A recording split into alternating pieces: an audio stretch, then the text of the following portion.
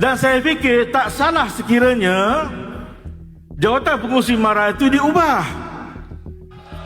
Saya fikir tak salah, memandangkan pengurusi MARA sekarang ini sedang terlibat dengan konflik RCI, malah sibuk pula nak saman LOD sana dan sini. Bagi dia bertenang, mungkin tempoh bertenang, dan kita boleh uruskan yang lain di bawah kapasiti kerajaan perpaduan yang Perdana Menterinya Datuk Seri Anwar Ibrahim. Setuju? Tuan-tuan perempuan yang dirahmati Allah Subhanahu wa taala. Ayat biasa saya. Nampak? Dan saya nak pergi pada poin yang ketiga. Terima kasih. Baru-baru ni dekat Kongres Nasional Keadilan 2006 di MITC Melaka, ada cadangan supaya Datuk Wira Dr. Ashraf Wajdi bin Datuk Haji Dasuki digantikan sebagai pengerusi MARA. Dan sebabnya adalah nama beliau ni dikaitkan dengan polemik RCI tabung haji. Aku dengar cadangan ni, aku terfikir satu benda lah. Kalau belum ada keputusan mahkamah yang mengatakan Dr. Ashraf Wajdi ni bersalah, kenapa kita dah bercakap macam hukuman dah pun dijatuhkan? Okey, baik. Cadangan ni dibangkitkan oleh Muhammad Syariman Cik Deris dalam Kongres Nasional Keadilan 2006 pada 15 Ogos yang lalu. Dan antara alasan yang dibawa ialah tentang isu berkaitan RCI tabung haji dan juga tindakan undang-undang yang dikaitkan dengan Dr. Ashraf Wajdi. Bagi aku, kita kena bezakanlah antara politik dengan proses undang-undang. Ya betul, Dr. Ashraf Wajdi memang pernah jadi Timbalan Menteri di Jabatan Perdana Menteri bagi Hal Ehwal Agama ketika pentadbiran sebelum 2018. Dan nama serta peranan beliau berkaitan isu tabung haji ni sekarang ni memang diperdebatkan lah. Tapi ada satu fakta yang menarik. Dr. Ashraf Wajdi sendiri antara orang yang sejak tahun 2019 dan 2020 mendesak supaya RCI tabung haji ni ditubuhkan. Malah pada waktu tu sebenarnya dia secara terbuka kata kalau RCI ni ditubuhkan, dia sendiri akan bersedialah untuk dipanggil. So sekarang ni laporan RCI dah pun dibuka kepada umum, dan kalau ada salah laku, untuk aku teruskan je lah siasatan tu kan. Dan kalau ada bukti yang seseorang tu melakukan kesalahan, dakwalah.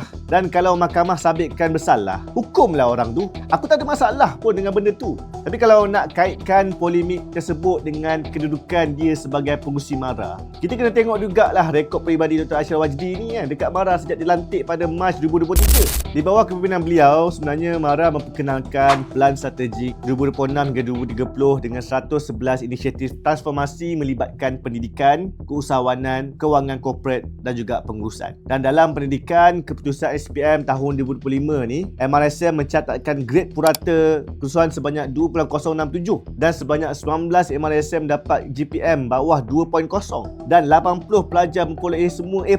Dan bukan tentang kecemerlangan akademik saja, tentang soal isu buli.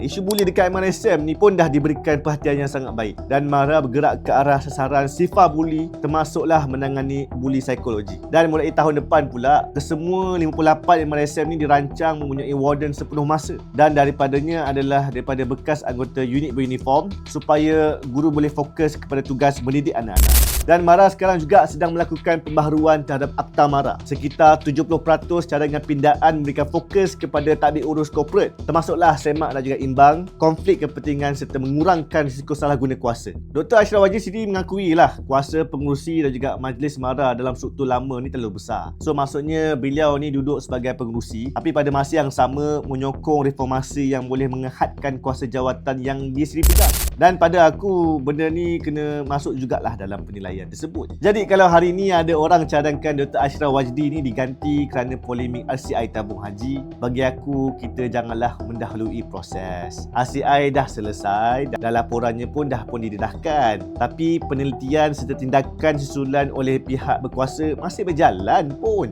Kalau adalah bukti Dr. Ashraf Wajdi ni melakukan kesalahan, siasatlah. Dan kalau cukup bukti, dakwalah kan. Kalau mahkamah sabitkan dia bersalah, hukumlah. Tak kisahlah siapa pun, bukan dia seorang je. Semua orang yang terlibat hukum. Tapi selagi proses undang-undang belum menentukan Dr. Ashraf Wajdi bersalah, janganlah politik mendahului undang-undang. Kalau nak menilai dia sebagai pengerusi MARA, nilailah prestasi dia dekat MARA. Kalau nak tuduh dia melakukan kesalahan, bawalah bukti tu dan biarlah undang-undang tentukan. Aizudin Samni, Ideas That Move Malaysia Forward.